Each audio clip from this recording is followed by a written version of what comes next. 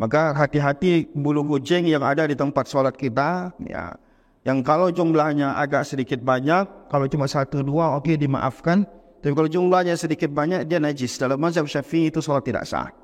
Karena dia sholat di atas bangkai. Kenapa disebut bangkai? Karena bulu itu sudah copot dari badan kucing yang masih hidup. Assalamualaikum warahmatullahi wabarakatuh. Alhamdulillahi rabbil alamin. Allahumma salli ala sayyidina Muhammadin al-fatihi lima ughliqa wal khatimi lima sabaqa rasilil haqqi bil haqqi wal hadi ila siratikal mustaqim wa ala alihi haqqa qadrihi wa miqdarihi al-azim. Rabbi syrah lana sudurana wa yassir lana umurana wa gfir lana zunubana amin ya rabbal alamin. Melanjutkan kembali membaca kitab Bulughul Maram. Hari ini kita berada di bab tentang najis.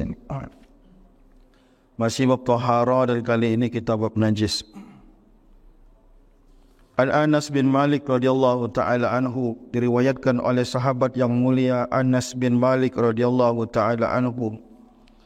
Anas bin Malik mengatakan, lamma kana yaumu Khaybar, tatkala terjadi peperangan Khaybar, pada saat peperangan Khaybar, abara Rasulullah sallallahu alaihi wasallam Aba Talha, Rasulullah sallallahu alaihi wasallam memanggil Abu Talha. Fanada, lalu dia mengatakan, menyeru, innallaha wa rasulahu. Abu Talha menyampaikan pesan Rasulullah, sesungguhnya Allah dan Rasulnya yanhayanikum, melarang kalian, an luhumil humuril ahliyah, memakan keledai kampung. Fa innaha rijsun, karena keledai kampung itu najis. Keledai mungkin di tempat kita tak ada ya. Tapi orang Arab itu menjadikan keledai itu seperti tunggangan harian mereka. Kalau di Mesir kita bisa saja menemukan orang naik keledai di tengah-tengah kota. Di tengah kota, kalau di kita orang naik motor, ya. Di Mesir bahkan di tengah kota orang masih menjadikan keledai itu sebagai kendaraan pribadi, terkhusus orang-orang yang mungkin ekonomi lemah. Apalagi di kampung perkampungan, maka mereka naik keledai untuk mengangkat-ngangkat barang, ya. Seperti orang kita mungkin naik motor untuk aktivitas sehari-hari, mereka naik keledai. Jadi hadis ini melarang, menyampaikan pesan Allah dan Rasul, haram hukumnya memakan keledai, tapi kategorinya di situ disebutkan, yaitu keledai ahliyah. Jadi keledai binatang itu ada dua macam. Ada binatang jinak yang hidup di perkampungan bersama warga, yang dijadikan tunggangan, yang dijadikan kendaraan. Ada namanya binatang wahsy. Binatang wahsy ini artinya binatang yang liar.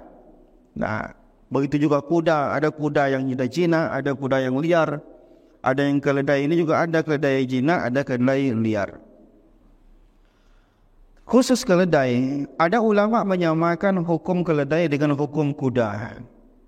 Tapi kebanyakan ulama tidak menyamakan, keledai tersendiri, kuda tersendiri. Nah, khusus kuda, khusus keledai ini yang ahliyah, yang ahliyahnya diharamkan untuk dimakan, tapi yang liarnya dibolehkan untuk dimakan. Artinya bukan peliharaan dan dia hidup di tengah hutan dan segala macam. Artinya bukan ternak, bukan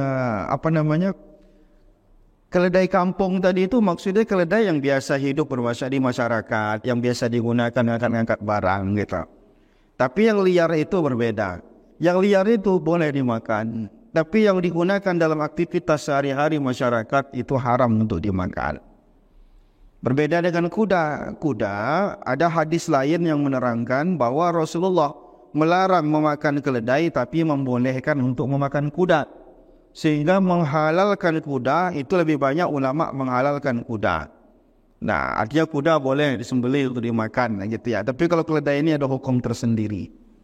Nah, sekarang sebenarnya hadis ini mengapa masuk dalam bab taharah, bab suci, menerangkan bahwa binatang itu binatang yang tak boleh dimakan, maka dia disembelih pun maka dia tetap jadi bangkai. Bangkai itu satu dari 6 macam atau 7 macam najis. Najis itu apa? Pertama, anjing, babi itu mutlak, tidak bisa ditawar-tawar. Anjing, babi ini disamak kulitnya pun dia tidak akan suci. Apapun yang ada di organ anjing dan babi ini maka dia tetaplah najis. Apalagi najis? Darah segar, darah busuk seperti nanah. Apalagi najis? Semua yang keluar dari kubul dan semua yang keluar dari dubur kecuali air mani, selebihnya najis.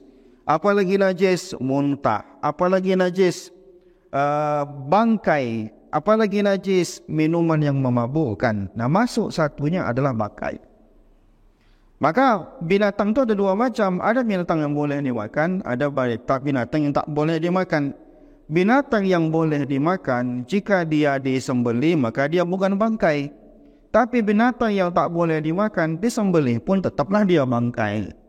Begitu. Maka statusnya adalah najis. Nah, begitu dia. Begitu juga binatang yang bangkai itu banyak, yang macam-macam. Di antara bangkai itu adalah organ tubuh binatang yang sudah terlepas dari binatangnya, padahal binatang itu masih hidup. Ya, misalkan orang mencuri sapi tapi yang dia potong kakinya saja misalkan. Sapinya masih hidup, dipotong kakinya, maka kakinya itu adalah bangkai. Maka dia haram dimakan. Maka hati-hati.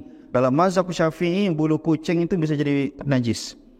Maka hati-hati bulu kucing yang ada di tempat sholat kita, ya, yang kalau jumlahnya agak sedikit banyak, kalau cuma 1-2 oke, dimaafkan.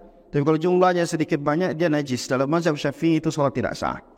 Karena dia sholat di atas bangkai. Kenapa disebut bangkai? Karena bulu itu sudah copot dari badan kucing yang masih hidup.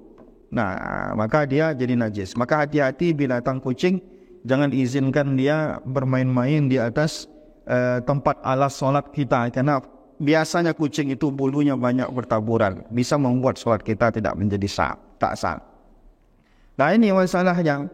Nah, bangkai. Maka kalau kita kena bangkai berarti kita kena najis.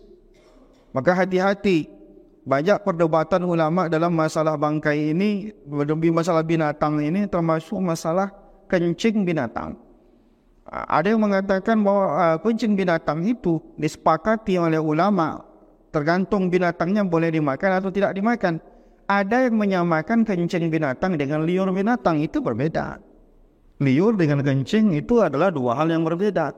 Nah, ada hadis yang mengatakan bahwa kencing unta itu adalah obat. Nah, tapi ulama dalam hal ini melihat dulu bahwa pertama yang dilihat adalah ada yang membedakan binatang itu boleh dimakan atau tidak boleh dimakan. Yang kedua, ulama seperti mazhab Syafi'i mengatakan semua kotoran itu mau unta mau tidak unta maka dia adalah sifatnya najis. Nah, jadi kalau seandainya memang dia hadis itu, mengapa dibolehkan berobat dengan kencing unta?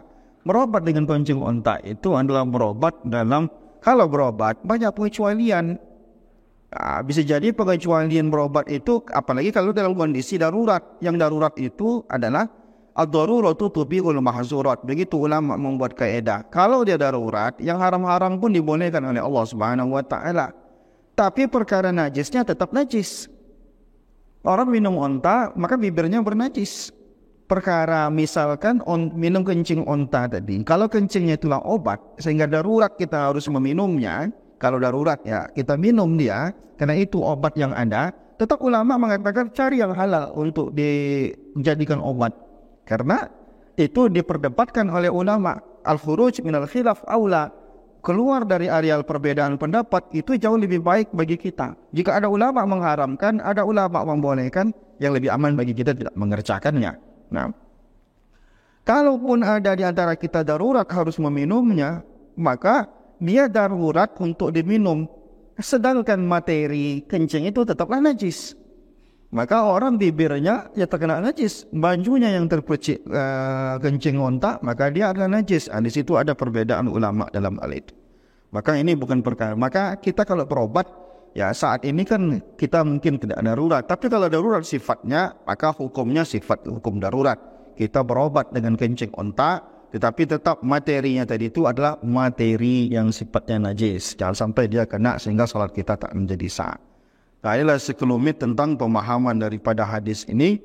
Maka hati-hati, ada yang disebut dengan bangkai. Bangkai itu kalau kecuali anjing dan babi, bangkai itu bisa dimanfaatkan kulitnya kalau disamak.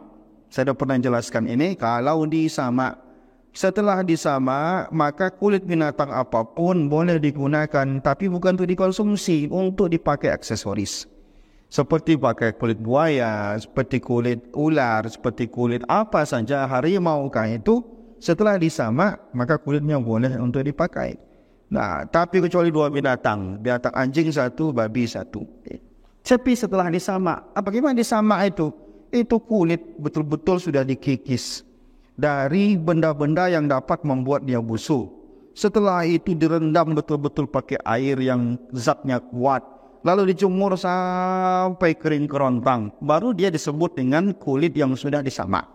Maka pakailah, mau pakai sepatu, mau jadikan kulit pinggang, mau jadikan dompet, ya terserah. Apapun, kecuali dua, anjing atau binatang.